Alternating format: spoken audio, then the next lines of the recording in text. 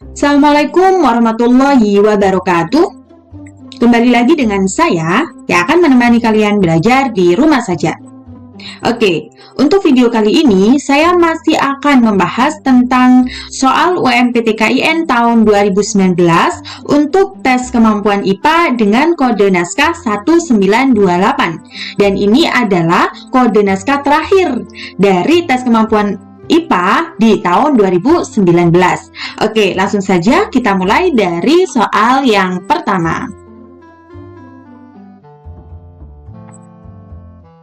Oke, kalau saya lihat di sini untuk kode soal 1928 ini soalnya paling beda daripada soal-soal sebelumnya. Jadi, ikuti semua pembahasannya ya. Oke, mulai dari soal yang pertama. Proses rekayasa genetika melibatkan faktor berupa plasmid bakteri yang membawa suatu DNA asing ke dalam sel inang. Ini adalah prosesnya ya. Nukleotida plasmid bakteri tersebut terdiri atas, oke, berarti sekarang kita harus tahu yang namanya plasmid dulu. Apa itu plasmid? Jadi, plasmid itu adalah DNA ekstra kromosomal ya. DNA ekstra kromosomal yang biasanya itu berbentuk sirkular. Sirkular itu bulat. Jadi, kalau di sini ini adalah sel bakterinya, maka DNA ekstra kromosomalnya adalah yang sirkular ini, yang bulat-bulat ini ya. Nah, dan biasanya DNA ekstra kromosomal itu hanya ada pada bakteri. Oleh karena itu, yang namanya bakteri dia punya kelebihan. Dia punya kelebihan apa? DNA-nya, DNA kromosomalnya atau plasmidnya itu bisa dimanfaatkan untuk menyelipkan gen-gen yang akan diproduksi oleh manusia. Dan gen-gen itu bersifat baik yang akan diproduksi oleh manusia. Berarti kita harus mencari nukleotida DNA. Secara tidak langsung nomor 1 ini kita harus mencari nukleotida DNA. Oke, ya kalau kalian masih ingat yang namanya nukleotida itu terdiri atas fosfat, kemudian gula pentosa, kemudian basa nitrogen. Dan yang harus kalian ingat ya, yang namanya materi genetik itu ada DNA dan juga ada RNA ya. Apa bedanya DNA dan RNA? Mulai yang dari yang pertama itu adalah dari gula pentosanya. Dari gula pentosanya, kalau DNA dia punya deoksiribosa ya. Deoksiribosa. Gula deoksiribosa. Kemudian kalau RNA dia adalah berbentuk ribosa ya. Kalau mengingatnya D berarti gulanya juga D, deoksiribosa. Kalau RNA R berarti gulanya juga R, yaitu ribosa. Itu perbedaan antara DNA dan juga RNA yang pertama. Kemudian perbedaan RNA dan juga DNA yang kedua adalah dari basa nitrogennya ya. Yang kita ketahui yang namanya basa nitrogen itu ada apa saja? Iya, ada adenin, guanin, sitosin, timin atau urasil. Nah, kenapa di sini atau? Karena salah satu di antara keduanya ini punyanya DNA dan salah satunya adalah punyanya RNA. Yang mana yang punyanya DNA dan yang mana yang punyanya RNA? Iya, kalau timin itu dia punyanya DNA. Kalau urasil dia punyanya RNA. Ingat-ingatnya gini, DTRU. DNA punya timin, RNA punya urasil. Oke ya. Oke, berarti kita cari jawabannya. Mulai dari yang A, fosfat, gula ribosa. Nah, ini sudah pasti salah karena untuk DNA ekstra kromosomal atau plasmid itu punya gula deoksiribosa. Berarti yang A salah. Kemudian yang B, fosfat, gula ribosa. Nah, ini gula ribosa juga, berarti salah. Kemudian yang C, fosfat, oke benar. Gula deoksiribosa, benar. Basa nitrogennya adenin, timin, sitosin, guanin. Oke, ini benar. Kayaknya jawabannya C, tapi kita lihat dulu untuk yang D. Fosfat, oke benar. Gula deoksiribosa, benar. Basa nitrogennya adenin, urasil, sitosin, guanin. Nah, ini ada urasil, di mana urasil punyanya RNA. Jadi jawabannya adalah yang C. Oke, bisa dipahami ya?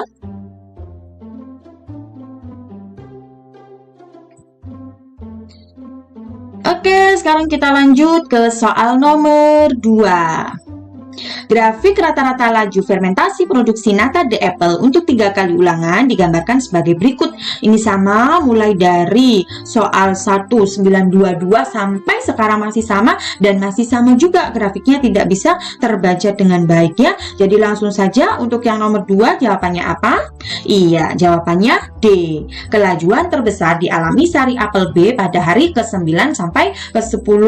Minta maaf ya karena memang ini grafiknya itu tidak jelas, jadi nanti kalian juga nanti akan bingung ya. Tapi jangan khawatir, kalau misalnya ada soal tentang grafik itu sebenarnya lebih mudah karena tidak ada konsep yang harus kita pegang di situ, kecuali kita tahu kita membandingkan antara satu angka dengan angka berikutnya ya. Itu adalah cara menentukan jawaban dari grafik ya. Oke, berarti sekarang kita langsung saja ke soal nomor 3. Kecap adalah produk olahan kedelai yang dikenal luas di Indonesia. Salah satu reaksi kimia penting yang terjadi dalam proses pembuatan kecap adalah hidrolisis lemak atau trigliserida menjadi asam lemak atau gliserol yang berlangsung dengan persamaan reaksi sebagaimana berikut. Oke, berarti untuk yang nomor 3 ini kita diminta untuk mencari persamaan reaksi hidrolisis lemak ya. Hidrolisis lemak. Nah, sebenarnya di sini kata kuncinya. Yang pertama adalah hidrolisis. Hidrolisis itu apa? Iya, reaksi kimia di mana molekul air itu memecah satu atau lebih dari ikatan kimia. Kalau di sini reaksi kimia di mana molekul air berarti yang dibutuhkan adalah air. Air itu apa? H2O ya. Jadi kalau di sini A, B, C, D itu kita cari yang H2O. Yang A sudah pasti salah, yang C juga sudah pasti salah ya. Sekarang tinggal yang B dan juga D. Nah, baru sekarang kita mikir ya. Kita mikir untuk hidrolisis lemak itu apa yang terjadi. Jadi yang namanya hidrolisis lemak itu ada lemak ya. Kemudian ditambah dengan air, nanti akan menghasilkan asam lemak dan juga gliserol. Iya, gliserol. Nah, lemak itu apa rumus kimianya? Iya, C3H5COOR3 ditambah air, apa air? Iya, H2O menjadi asam lemak. Asam lemak rumus kimianya apa? Iya, 3RCOOH ditambah dengan gliserol. Gliserol itu apa? C3H5OH3. Iya, berarti dari sini jawabannya adalah yang B ini apa? C3H5COOR ini lemak, kemudian ditambahkan dengan 3 air menghasilkan C3H5OH3 ini gliserol plus 3RCOOH ini asam lemak. Berarti ini jawabannya ya. Oke, bisa dipahami ya.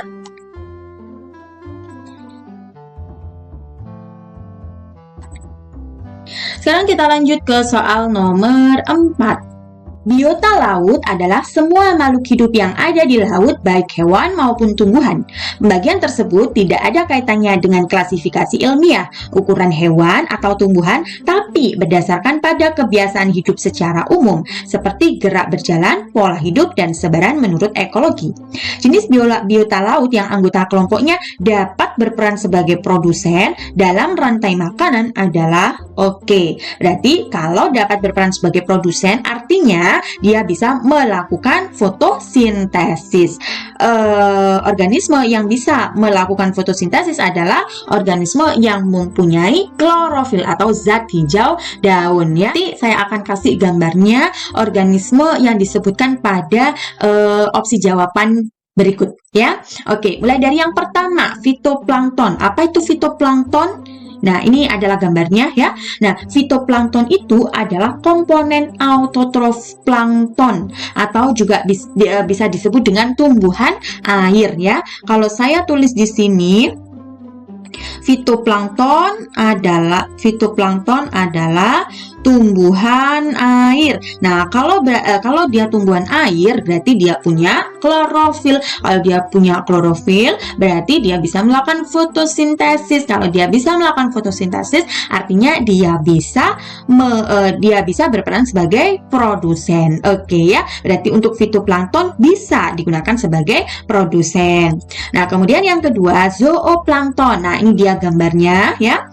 Nah, zooplankton itu bahasa gaulnya adalah hewan air. Kalau fitoplankton itu tumbuhan air, kalau zooplankton itu hewan air ya. Saya tulis dulu di sini, zooplankton itu adalah hewan air. Zoo itu hewan, plankton ya. Organisme yang hidup di air itu plankton ya. Nah, kalau hewan air dia tidak punya klorofil. Kalau dia tidak punya klorofil artinya dia tidak bisa melakukan fotosintesis dan otomatis dia tidak bisa berperan sebagai produsen ya. Jadi untuk zooplankton tidak bisa. Nah, untuk yang A karena di sini ada fitoplankton dan juga zooplankton, berarti bukan jawabannya karena zooplankton tidak bisa berperan sebagai produsen. Oke, kita lanjut sekarang yang B, plankton. Planktonik itu apa? Iya, biota laut. Baik itu fitoplankton dan juga zooplankton ya. Kalau di sini ada planktonik berarti dia masih bisa digunakan sebagai produsen karena dia anggotanya masih punya klorofil yaitu fitoplankton ya. Kemudian nektonik. Apa itu nektonik? Jadi, nektonik itu adalah makhluk hidup yang hidup di perairan. Misalnya apa? Ikan, kura-kura, kemudian cumi-cumi, dan lain sebagainya. Itu adalah nektonik ya. Nektonik yaitu makhluk hidup ya. Dalam hal ini lebih khusus kepada hewan-hewan ya. Makhluk hidup yang hidup di perairan. Di perairan. Nah, kalau ikan-ikan apakah bisa melakukan fotosintesis dan bisa berperan sebagai produsen? Tidak, iya. Berarti untuk yang B juga salah. Kemudian yang C, planktonid. Tadi kalau planktonid juga masih bisa. Kemudian bentik, apa itu bentik? Iya, bentik itu kalau bahasa sehari-harinya adalah alga. Ya, bentik itu sama dengan alga. Alga itu punya zat hijau daun atau klorofil, berarti dia bisa melakukan fotosintesis. Kalau dia bisa melakukan fotosintesis, maka dia bisa berperan sebagai produsen. Berarti untuk bentik bisa ya. Jadi jawaban yang C, plankton bisa, bentik juga bisa. Jadi jawabannya mungkin yang C, tapi kita lihat dulu ya yang D. Nektonik tadi sudah, makhluk hidup yang hidup di perairan, tapi lebih khususnya kepada ikan-ikan dan biota laut. Kemudian untuk yang bentik tadi alga, kalau alga bisa, tapi kalau yang nektonik tidak bisa. Oke, jadi jawabannya yang benar adalah C. Oke, bisa dipahami ya? Sekarang kita lanjut ke soal nomor 5. Sampah yang didominasi styrofoam terlihat menumpuk di Sungai Curug, Kampung Cibodas, RT 115, Kelurahan Utama Kecamatan Cimahi Selatan dan Kota Cimahi. Berdasarkan pantauan Tribun Jabar Selasa pada 20 November 2018, sampah itu tampak mengambang di atas air sungai yang tidak mengalir karena sungai tersebut debit airnya sudah mulai menurun. Berikut ini adalah berbagai jenis limbah padat yang ada di sungai dalam jumlah banyak.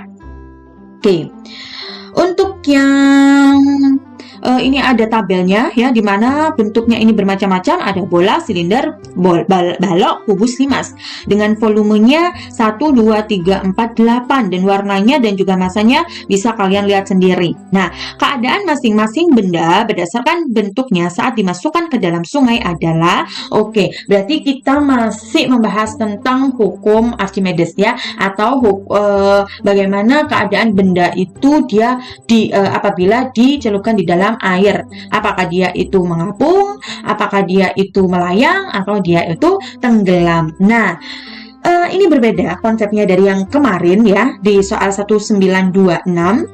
Kalau kita pakai rumusnya itu adalah W dibandingkan dengan gaya ke atas, tapi di sini yang kita bandingkan adalah massa jenis ya. Massa jenis dari air ya. Oke, berarti ini konsepnya adalah massa jenis air dengan massa jenis dari benda itu. Ya. Nah, ada 3 kemungkinan. Apabila massa jenis air, saya tulis PA, ya, itu lebih dari massa jenis benda. Saya tulis di sini PX, ya. Maka dia akan mengapung, ya. Mengapung.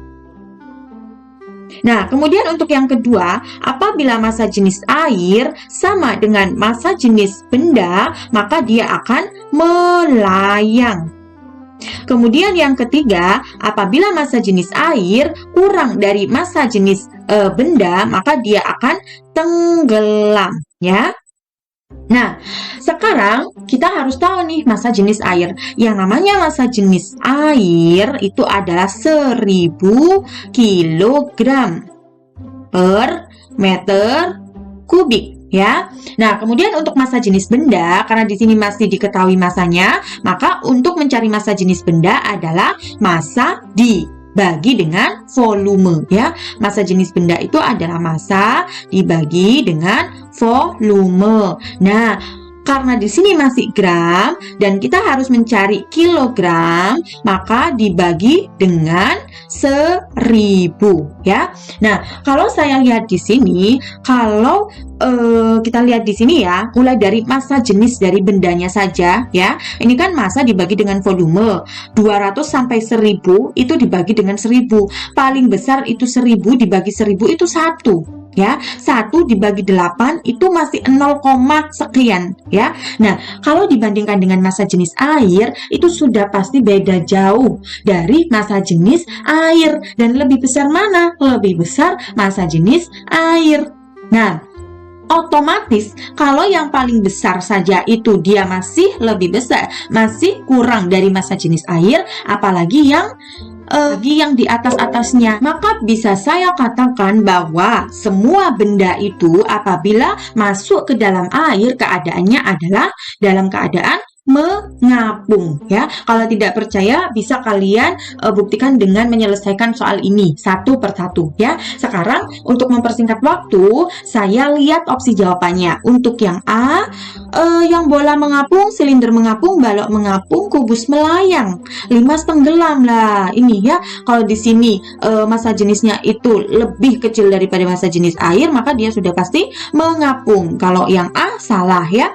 Kemudian yang B, bola tenggelam. Nah, ini sudah salah. Kemudian yang C, bola mengapung, silinder mengapung, balok melayang. Nah, ini salah, ya. Berarti yang C juga salah. Kita lihat dulu yang opsi D, E. Untuk yang bola tenggelam, nah ini juga salah. Kalau salah semuanya begini bagaimana ya? Ini jawabannya tidak ada yang benar nih. Seharusnya dia mengapung semuanya karena massa jenis bendanya itu semuanya lebih kecil daripada massa jenis airnya. Pun kalau misalnya kita menggunakan cara yang sama dengan cara yang kemarin, ya, yang sama dengan soal 1926 kemarin, kita juga nggak bisa nih, ya. Kita juga nggak bisa dapat jawabannya karena sudah pasti ini semuanya mengapung, ya. Oke. Untuk yang nomor berapa nih ya? 5 ya. Untuk yang nomor 5 ini sepertinya entah saya salah soalnya atau bagaimana, ya. Tapi kalau untuk konsepnya ini seperti ini, ya. Untuk mengetahui benda itu apakah mengapung atau melayang atau tenggelam, itu yang pertama seperti yang cara kemarin, ya, kita bisa mengetahui gaya beratnya itu dibandingkan dengan gaya ke atasnya. Kemudian yang kedua, massa jenis air dibandingkan dengan massa jenis bendanya, ya. Oke. Mungkin untuk yang nomor 5, walaupun tidak bisa kita selesaikan dengan baik, mungkin untuk bagi kalian yang sudah bisa menyelesaikan soal ini, bisa di-share ke kolom komentar, ya. Kemudian kita diskusi di situ. Dan untuk mempersingkat waktu, sekarang langsung saja kita teruskan ke soal nomor 6, ya. Oke. Karena di sini saya tidak hanya mengajari kalian, tapi kita semuanya berdiskusi bersama. Oke? Ya, sekarang kita lanjutkan ke soal nomor 6. Perhatikan gambar molekul asam amino atau glisin berikut. Perairan Indonesia memiliki banyak lintah laut. Di dalam lintah laut mengandung asam amino dalam bentuk glisin. Gambar di atas merupakan visualisasi glisin. Ini adalah rumus kimia dari glisin, ya, dengan molaritasnya adalah 0,715 dalam 490 ml larutan.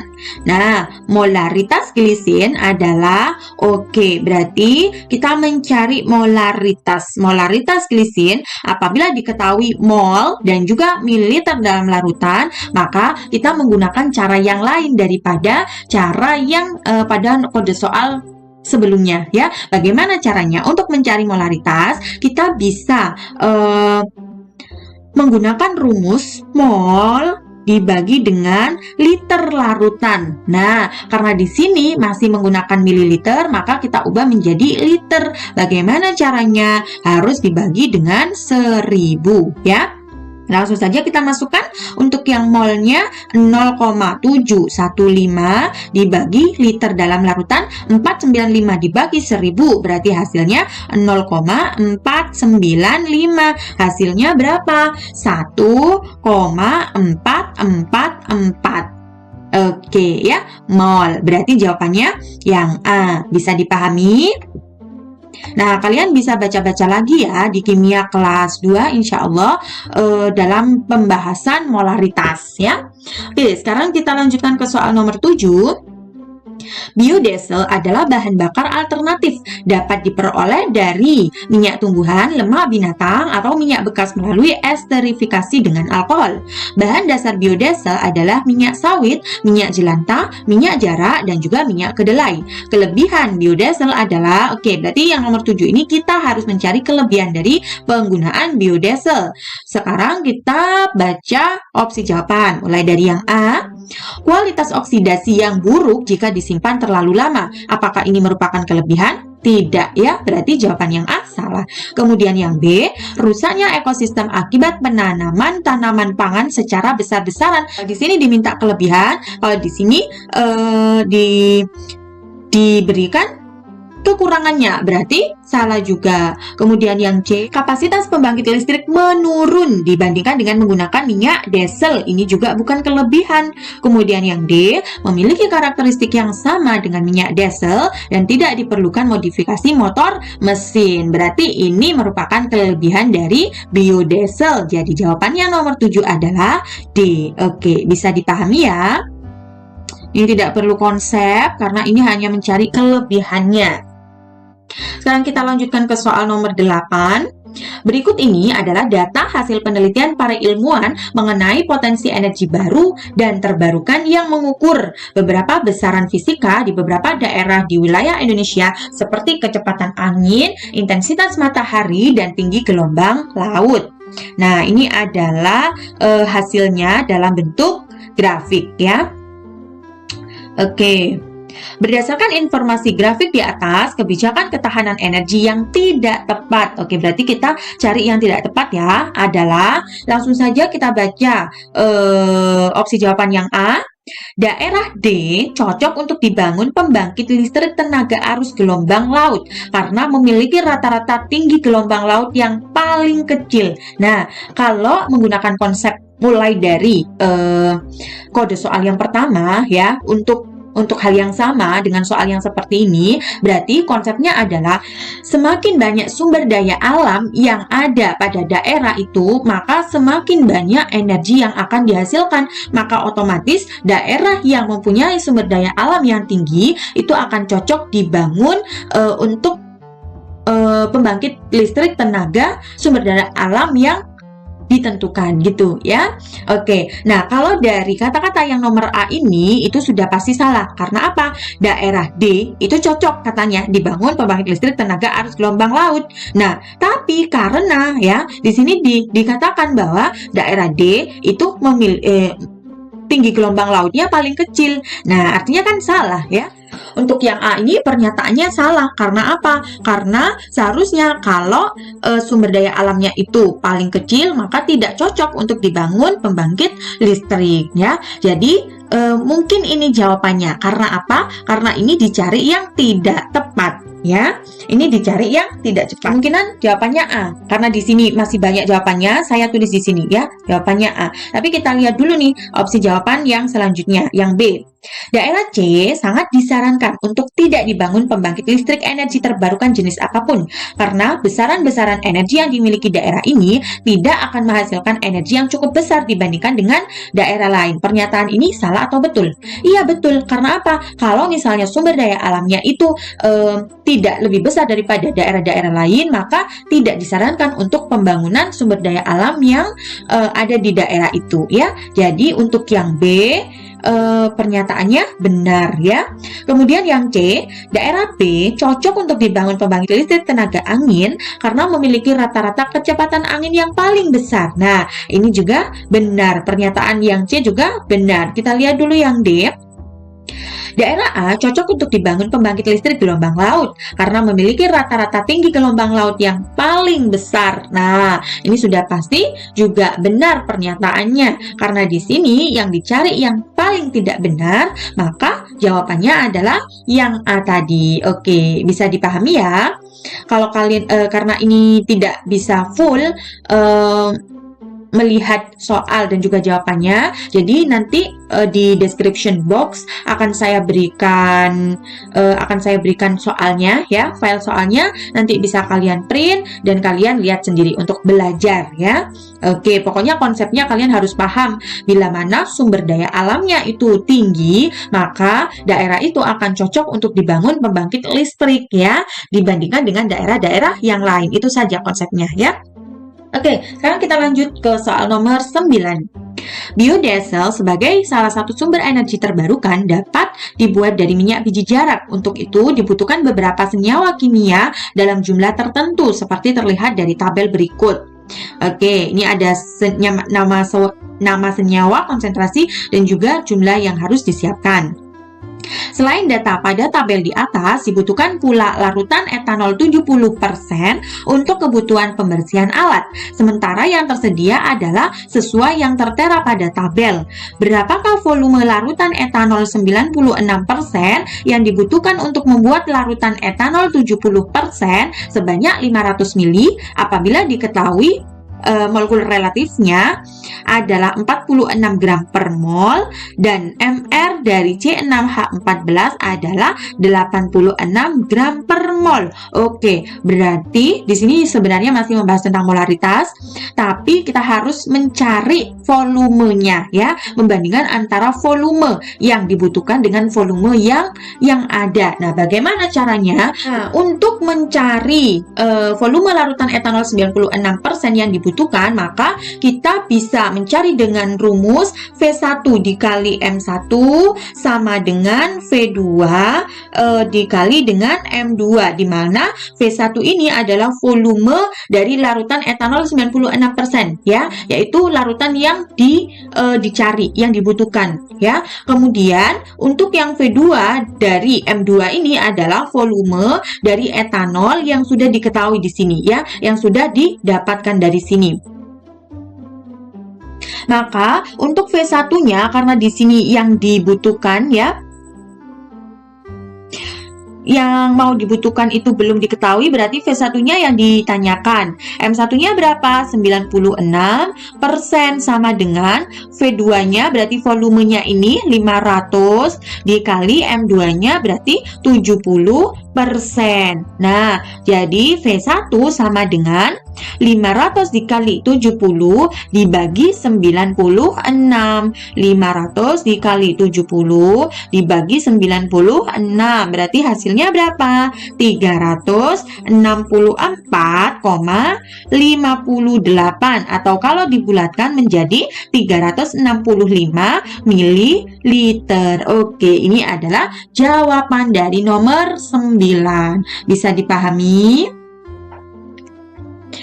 Oke, sekarang kita lanjut ke soal nomor 10. Perhatikan gambar di bawah ini. Ini apa ya? Yang nomor 1 ini banjir kayaknya ya. Banjir. Kemudian yang kedua ini gatal-gatal ya. Salah satu dampak yang diakibatkan oleh banjir adalah timbulnya iritasi atau gatal-gatal pada kulit. Hal ini disebabkan oleh faktor-faktor kecuali. Nah, yang A, kualitas air yang kotor. Iya, kualitas air yang kotor nantinya bisa menyebabkan iritasi. Berarti ini bukan jawabannya, karena di sini yang dicari adalah kecuali. Kemudian yang B, tercampurnya sampah dalam air. Nah, ini juga bisa menimbulkan gatal-gatal. Jadi ini masih jawabannya, alasannya, dan ini bukan jawabannya. Untuk yang C, infeksi jamur dan bakteri, ini juga bisa menyebabkan gatal-gatal. Jadi ini bukan jawabannya, karena di sini yang dicari adalah kecuali. Yang D seharusnya jawabannya, tapi kita lihat dulu. Perilaku membuang sampah sembarangan. Nah, perilaku membuang sampah sembarangan itu bisa menyebabkan banjir, bukan menyebabkan gatal pada kulit. Padahal seharusnya memang benar. Kalau misalnya perilaku membuang sampah sembarangan, dia bisa menyebabkan banjir, dan banjir bisa menyebabkan gatal-gatal pada kulit, tapi tidak langsung ya, daripada yang A, B, dan juga C. Jadi jawabannya adalah yang D. Bisa dipahami? Oke, sekarang kita lanjut saja ke soal nomor 11. Perhatikan gambar dan tabel data evakuasi warga terdampak abu vulkanik dan letusan gunung menggunakan 2 truk berikut. Nah, di sini ada truknya ya. Tragedi letusan Gunung Kelut 14 Februari 2014 lalu membuat lingkungan Nganteng, Kabupaten Malang terganggu akibat semburan abu vulkanik. Warga dievakuasi menggunakan truk tertutup untuk menghindari abu vulkanik seperti pada gambar dan tabel. Kondisi berikut yang paling tepat terkait pada data yang tertera pada tabel adalah, sekarang kita langsung saja ke opsi jawabannya. Untuk yang A, perubahan momentum sama dengan gaya dikali dengan waktu. Kita lihat ya, kita lihat dulu di sini. Oke, katanya tadi perubahan momentum itu mana? Ya, perubahan momentum itu sama dengan gaya dikalikan dengan waktu. 2 berapa ini ya? 2 juta dikali 0,02. Berarti benar ya, 2 juta dikali 0,02 hasilnya 40.000. Jadi untuk yang A ini benar. Nah, karena ini terlalu lama ya, harus geser atas geser bawah. Jadi langsung saja saya tulis jawabannya, yaitu yang A ya. Oke, kalau tidak percaya nanti bisa dibuktikan sendiri untuk yang B, C, dan juga D ya. Sekarang kita lanjut saja ke soal nomor 12. Saat erupsi, gunung berapi mengeluarkan partikel-partikel seperti F, Fe, Si, Ti, Al, Mg, Ca, Na, K, H, dan O. Unsur-unsur tersebut terdistribusi ke dalam tabel periodik unsur. Secara berturut-turut, unsur Fe, Ti, K, Ca, Na, dan H terdapat pada periode. Ketiga diketahui nomor atom Fe sama dengan 26, Ti sama dengan 22, Ca sama dengan 20, K sama dengan 19, Na sama dengan 11, dan juga H sama dengan 1. Oke, berarti kita harus mencari periodenya ya. Apa sih periode itu? Jadi periode itu adalah jumlah kulitnya. Iya, benar, jumlah kulit. Nah, kalau kalian masih ingat, ini ada di pelajaran kimia kelas 1 ya, di semester 1. Di situ jumlah kulit itu ada apa saja? Mulai dari 2 ya, kemudian ke 8, kemudian ke 8, kemudian 18, 32, 32. Ini adalah aturan dari kulit ya. Kulit mulai dari terluar sampai paling dalam dari atom. Nah, kemudian langsung saja nih kita lihat satu-satu. Untuk yang Fe itu dia 26. 26 berarti 2 tambah 8 10, 10 tambah 18 18, 18 ditambah 18 berapa? 36 ya. Jadi di sini 36. Kalau misalnya dia itu 26, maka jumlah kulitnya 4 karena ada 4 kulitnya. 2 8 8 kemudian 8 ya. Jadi jumlah kulitnya 4. 4. Kemudian untuk yang Ti nomor atomnya 22. Berarti 2 tambah 8, 8 tambah 8, 2 tambah 8, 10, 8 tambah 8, 18. Kemudian tinggal berapa? 22 dikurangi 8. 22 dikurangi 18, iya 5. Berarti ini juga punya jumlah kulit 4. Kemudian yang diminta adalah K. K itu 19, berarti berapa jumlah kulitnya? 2 tambah 8, 10, 10 tambah 8, 18, 19 dikurangi 8, 1. Berarti masih ada 4 kulit.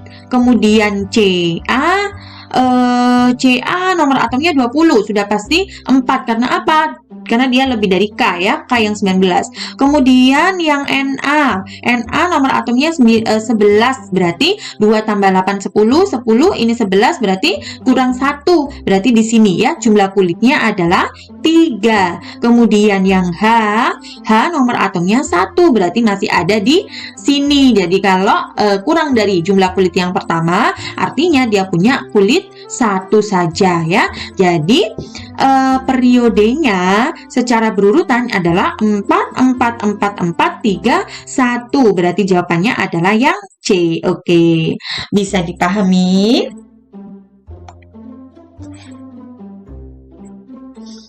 Sekarang kita lanjut ke soal nomor 13. Indonesia merupakan negara kepulauan memiliki keanekaragaman hewan yang endemik dan langka seperti komodo di Nusa Tenggara Timur, badak bercula 1 di ujung kulon, anoa di Sulawesi, dan bekantan di Kalimantan. Berdasarkan keterangan di atas, karakteristik penulisan nama ilmiah pada jenis hewan tertentu yang tidak tampak di atas adalah, berarti yang tidak tampak ya. Oke, mulai saja. Mulai dari opsi yang A, menggunakan binominal nomenklatur yang terdiri dari 2 kata. Oke, ini ada 2 kata semuanya, berarti nampak di pernyataan di soal ini, berarti bukan jawabannya ya. Kemudian yang B, penulisan genus dimulai dengan huruf kapital. Genus itu yang mana? Iya, genus itu yang kata pertama ya. Kemudian kata yang kedua menunjukkan spesies.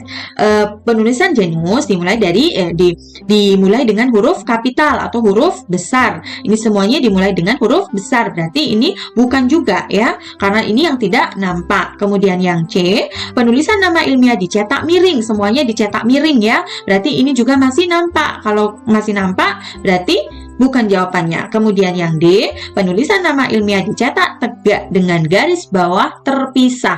Nah, ini tidak nampak. Berarti ini adalah jawabannya. Karena apa? Penulisan nama ilmiah yang ditulis tegak dengan garis bawah terpisah itu biasanya penulisan kata ilmiah apabila kita menulisnya dengan menggunakan pensil atau manual ya. Jadi kayak gini nih, Varanus komodoensis ya.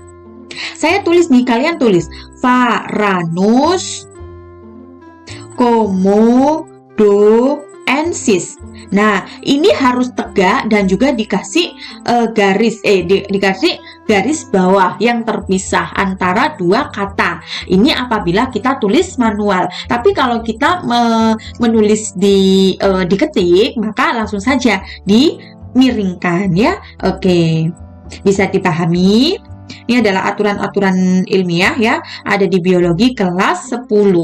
Oke, sekarang kita lanjut ke soal nomor 14. 2 soal lagi menuju soal terakhir. Alhamdulillah ya. Nomor 14, perhatikan tabel hasil pengukuran kadar pH dengan pH meter pada 3 lokasi berikut ini. Nah, di sini lokasi tanah 1 pH-nya 7, lokasi tanah 2 pH-nya 8,5, dan lokasi tanah 3 pH-nya 4. Seorang petani ingin menanam berbagai macam sayuran, namun sebelum menanam sayur, petani tersebut mengukur kadar pH tanah pada 3 lokasi tersebut pada tabel. Manakah pernyataan yang benar tentang tingkat kesuburan tanah? Oke, untuk yang A, lokasi 1 lebih subur. Oke, berarti kita harus tahu dulu konsep dari kesuburan tanah dengan pH tanah. Jadi ya, kesuburan tanah itu dia punya pH normal ya. Kesuburan tanah itu dia punya pH netral ya.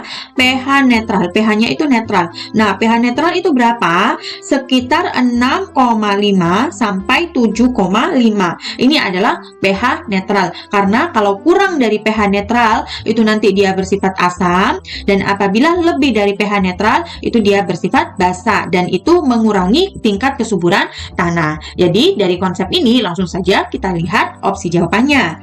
Yang A, lokasi 1 lebih subur daripada lokasi 2 dan 3. Dilihat di sini, 7 itu termasuk pH netral, dan pH netral itu merupakan tingkat kesuburan tanah yang paling baik. Jadi benar memang lokasi 1 itu lebih subur daripada lokasi 2 dan juga lokasi 3. Jadi mungkin ini jawabannya. Tapi kita lihat dulu yang B. Lokasi 2 lebih subur daripada lokasi 1. Nah, padahal lokasi 1 ini pH-nya netral dan ini paling subur di antara lokasi-lokasi sebelumnya.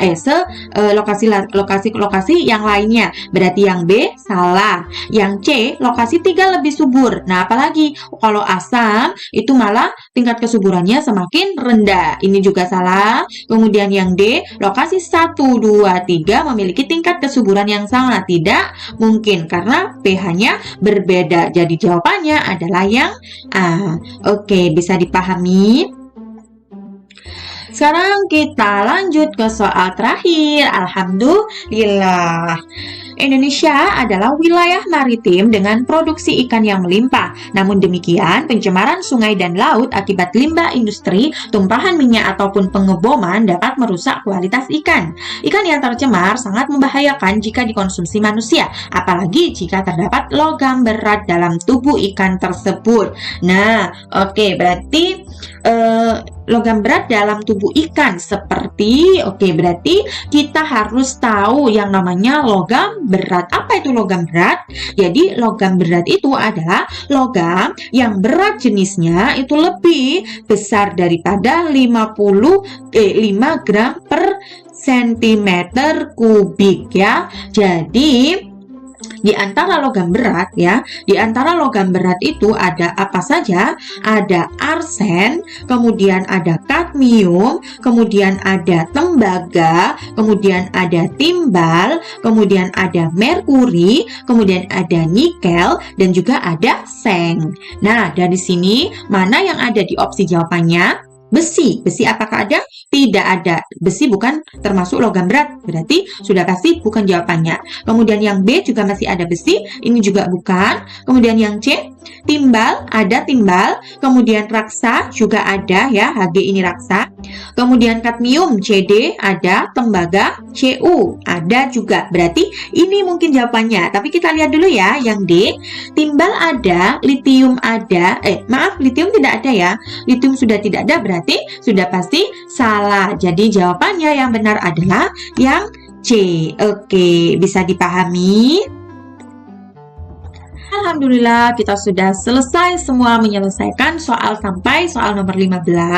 Ini artinya kita sudah menyelesaikan semua soal UMPTKIN tahun 2019, tes untuk tes kemampuan IPA ya. Nah, semoga apa yang kita pelajari bermanfaat. Mohon maaf apabila ada salah kata, salah penjelasan, ataupun salah tulisan. Semangat untuk kalian semua yang berjuang di UMPTKIN tahun 2021 ini. Semoga apa yang kalian perjuangkan, apa yang kalian cita-citakan, apa yang kalian harapkan bisa tercapai pada tahun ini, yang artinya kalian lolos UMPTKIN 2021 di jurusan dan juga universitas yang kalian inginkan. Semangat bagi kalian para pejuang kampus PTN ya. Saya akhiri. Wassalamualaikum warahmatullahi wabarakatuh.